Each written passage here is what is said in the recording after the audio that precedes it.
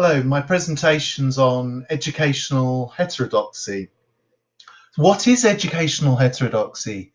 It's deviation from accepted standards or beliefs.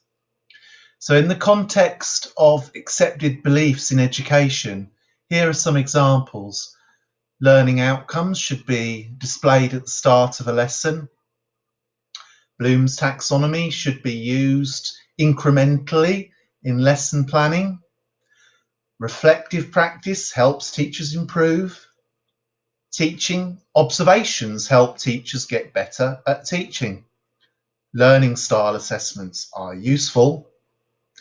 And lastly, references should be displayed at the end of a presentation. So let's have a think about this.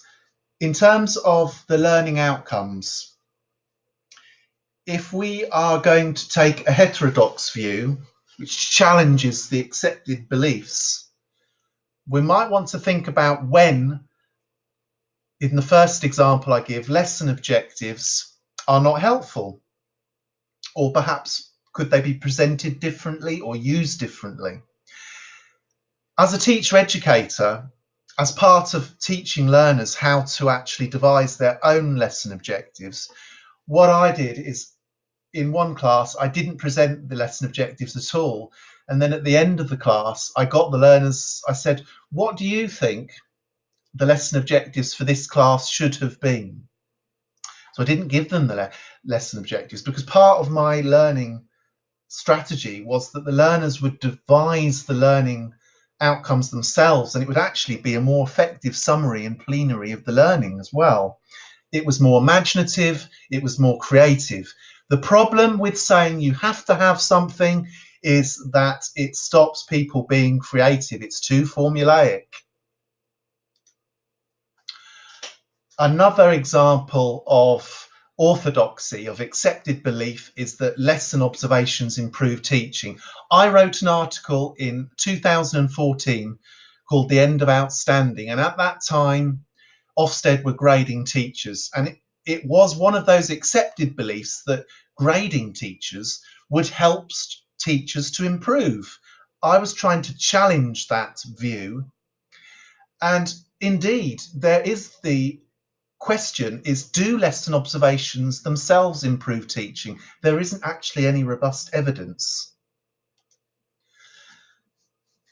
Let's look at Bloom's taxonomy. Bloom's taxonomy is a piece of research from 1956, a published piece of research from 1956, and it starts with, at the bottom of the taxonomy, with remembering, and it progresses incrementally, so it goes upwards, so that learners are creating more developmental and challenging tasks the higher up you go within the taxonomy. So the more you know about something, the more likely you are to be working within the top of the taxonomy. Not necessarily the case, but there is an implication that you wouldn't want to perhaps get learners to analyze or evaluate something until they understood it. So what about if you taught something differently? Take lesson planning. The normal way of teaching lesson planning to a teacher trainee is to get learners to understand the format of the lesson. So see this lesson plan here, 5-minute lesson plan. I would get learners to work out what should go into each of these boxes. I would say to them, this is what a lesson plan should look like.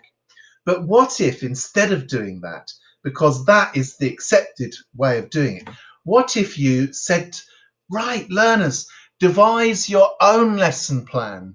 I want you to think about, I'm not going to give you any of the information. I want you to tell me what should be in a lesson plan.